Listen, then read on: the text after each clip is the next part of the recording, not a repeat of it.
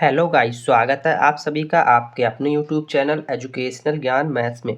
आज मैं आपके लेकर आऊँगा बीपीएससी टीआरई 3.0 के लिए मैथ्स का प्रैक्टिस सेट 2।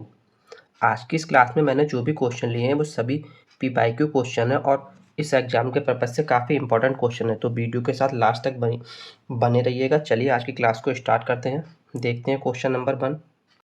क्वेश्चन नंबर 1 में बोला है, यदि किसी घन की प्रत्येक भुजा 40% बढ़ा दी जाए तो उसका विकर्ण जो डायगोनल होता है वो कितना प्रतिशत बढ़ जाएगा। तो इस टाइप के कई सारे क्वेश्चन हमें एग्जाम में देखने को मिलते हैं। तो चलिए इस क्वेश्चन को सॉल्व करते हैं और इसको सॉल्व करने की ट्रिक देखते हैं क्या ट्रिक है।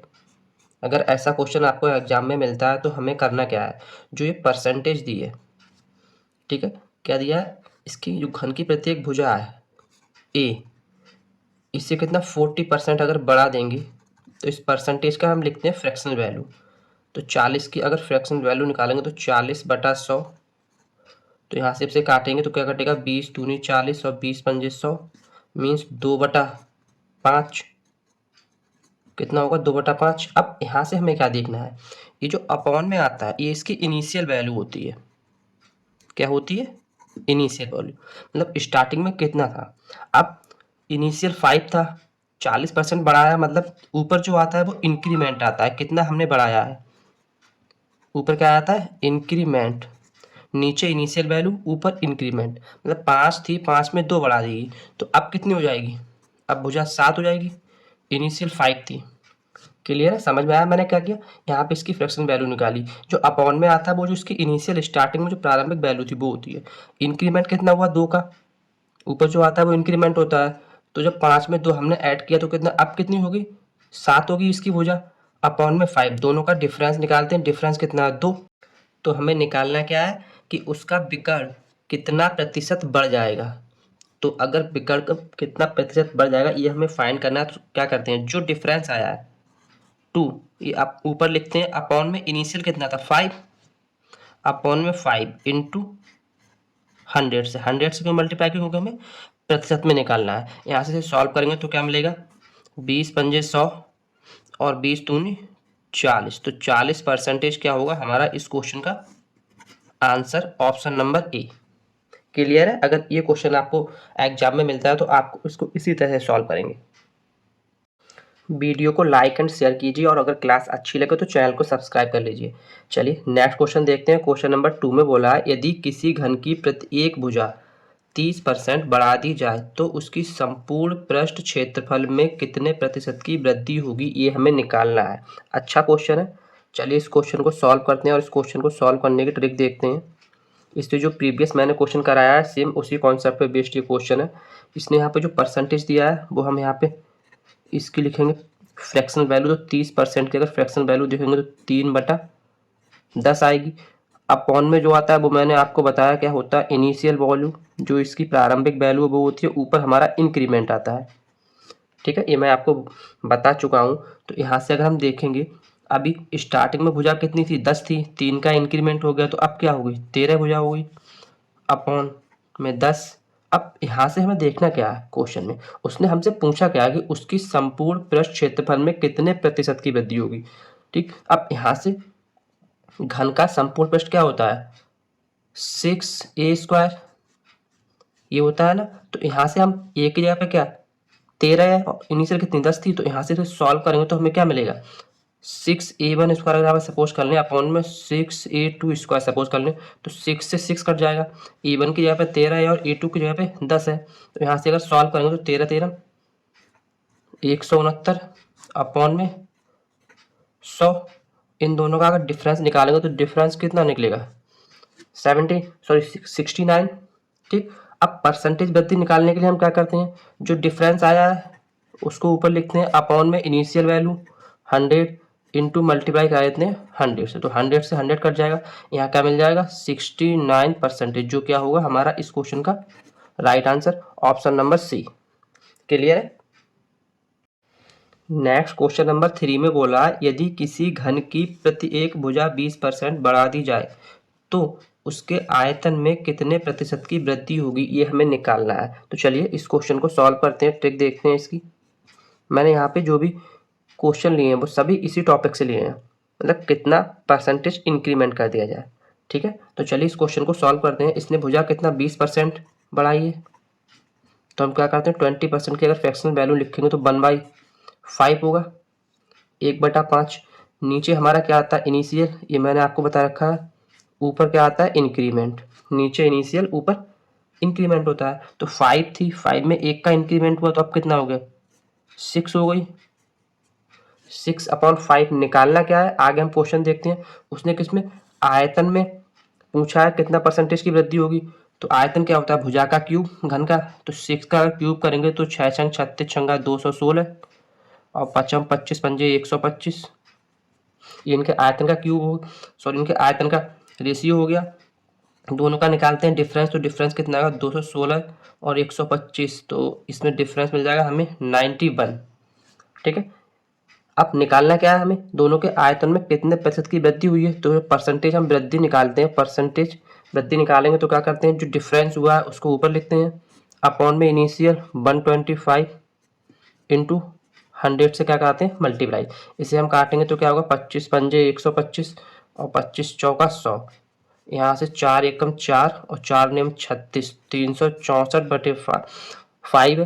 तो यहाँ से काटेंगे तो क्या कटेगा 5 सत्ते 35, 1 बचा 14, 5 दूनी 10, 8 मतलब क्या मिल जाएगा 722.8%, जो क्या होगा हमारा इस क्वेश्चन का right answer option number A. Clear है।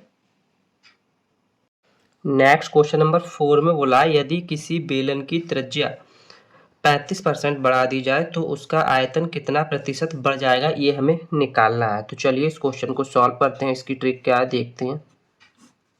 करते क्या है हम जो परसेंटेज दिया है उसकी क्या निकालते हैं फ्रैक्शन वैल्यू। तो 35% की अगर फ्रैक्शन वैल्यू यहाँ पे निकालेंगे तो 35/100, यहाँ से हमें क्या मिल जाएगा 7/20।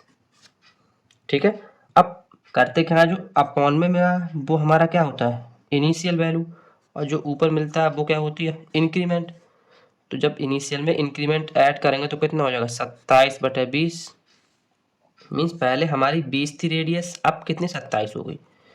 निकालना क्या है उसका आयतन कितना प्रतिशत बढ़ जाएगा, किसका बेलन का आयतन। तो बेलन का आयतन क्या होता है पाई r1² h upon pi r2² h। तो पाई से पाई कैंसिल, एच से एच कैंसिल।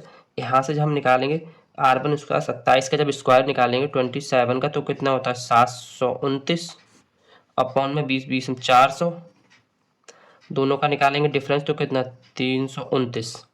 निकालना क्या है परसेंटेज वृद्धि। तो परसेंटेज वृद्धि निकालने के लिए क्या करते हैं जो डिफरेंस आया उसको ऊपर लिखते हैं, अपॉन में इनिशियल वैल्यू इंटू 100 से मल्टीप्लाई, 2 जीरो से 2 जीरो कट जाएगा। इसे जब काटेंगे तो 4 8 32 और 4 दूनी 8.82.5%, जो क्या होगा हमारा इस क्वेश्चन का right answer option number C. Clear है।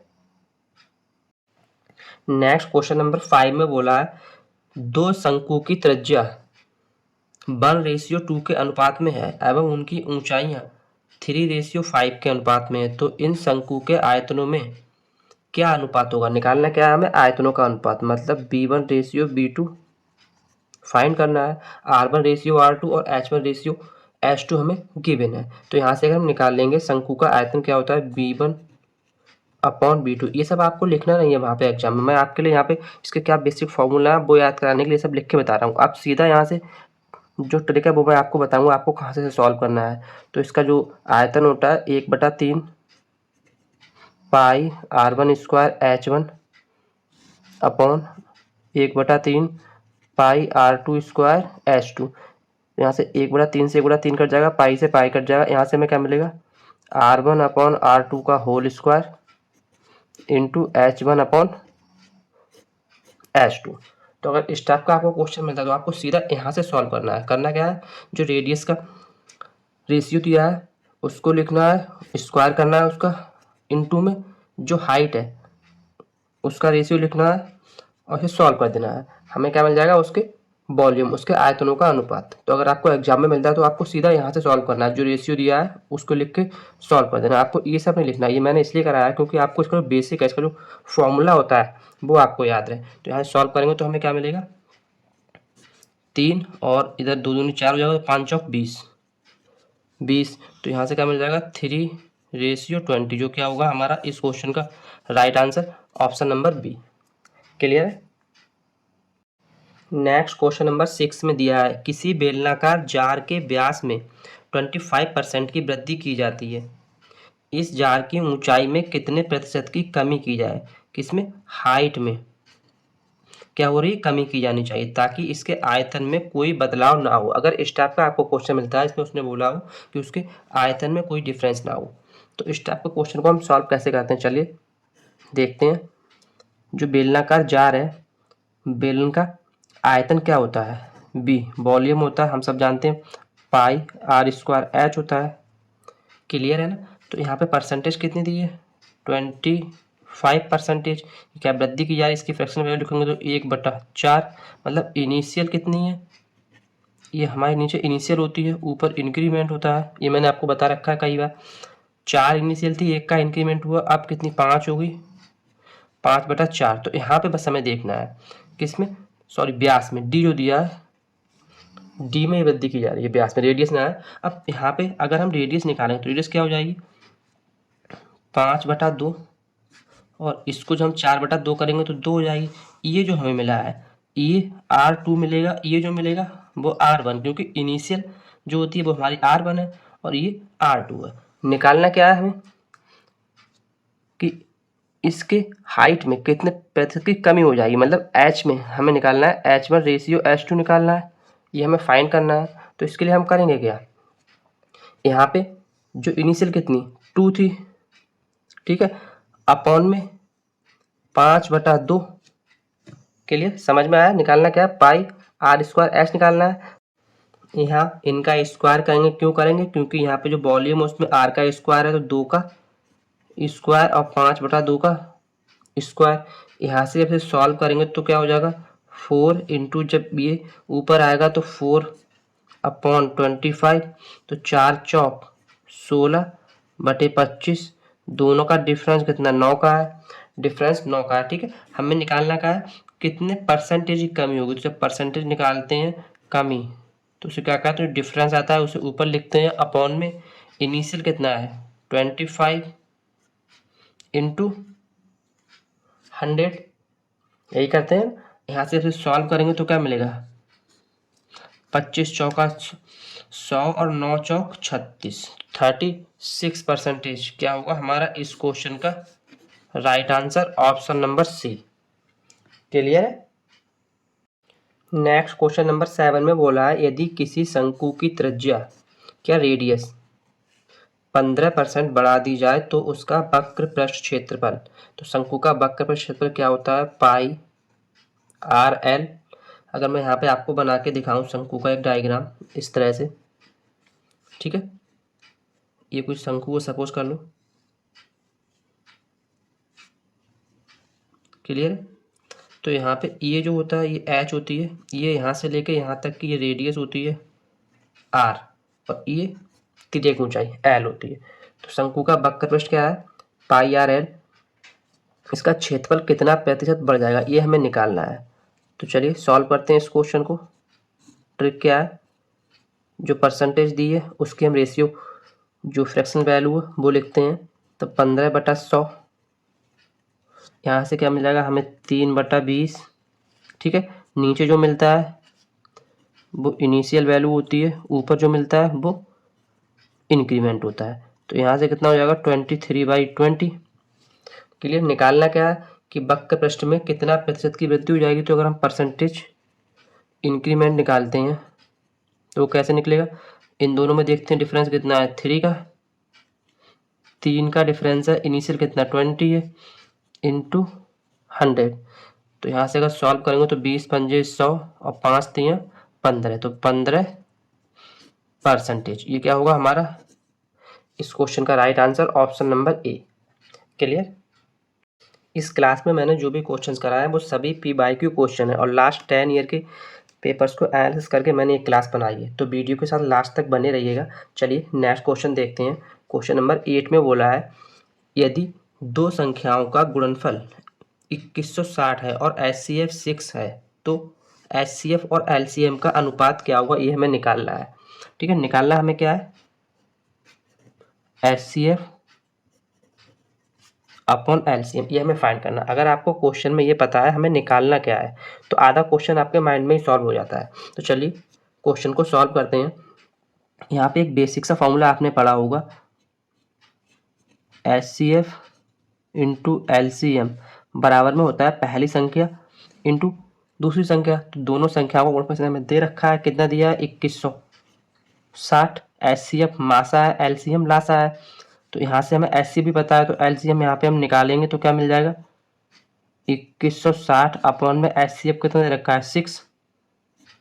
तो जब इसे यहाँ से काटेंगे तो क्या मिल जाएगा, 6 तियाँ 18, 3 बचा 36, तो 6 छंग 36 जीरो, मतलब कितना मिल जाएगा, 360। क्या, एलसीएम, एलसीएम मिल गया 360। निकालना क्या है, एचसीएफ अपॉन एलसीएम। तो एचसीएफ अपॉन एलसीएम बराबर में क्या हो जाएगा, एचसीएफ कितना, 6, एलसीएम 360, 6 एकम 6 और 6 छंग 36 जीरो, मतलब 1:60, जो क्या होगा हमारा इस क्वेश्चन का answer, option number C. Clear. Next question number 9 में बोला है, वह लघुत्तम संख्या ज्ञात करें जिसमें 18, 27 तथा 36 से भाग देने पर क्रमशः 5, 14 तथा 23 शेष बचते हैं। तो इस टाइप का क्वेश्चन अगर आपको एग्जाम में मिलता है तो हमें करना क्या है, अगर क्वेश्चन में उसने पूछा है लघुत्तम संख्या मतलब या फिर छोटी से छोटी संख्या ज्ञात करें, तो हमें करना क्या होता है, जो संख्याएं दी हैं उनका एलसीएम निकालना है। बट यहाँ पे इसने कंडीशन और लगा दी है कि इसे भाग देने पर क्रमशः 5, 14 तथा 23 शेष बचते हैं। तो जो क्रमशः इसने शेष वाला दिया है उससे पहले हम इन संख्याओं में से माइनस कर लेंगे। तो चलिए 18 में से हम माइनस करते हैं 5 को, तो कितना मिलेगा, 13।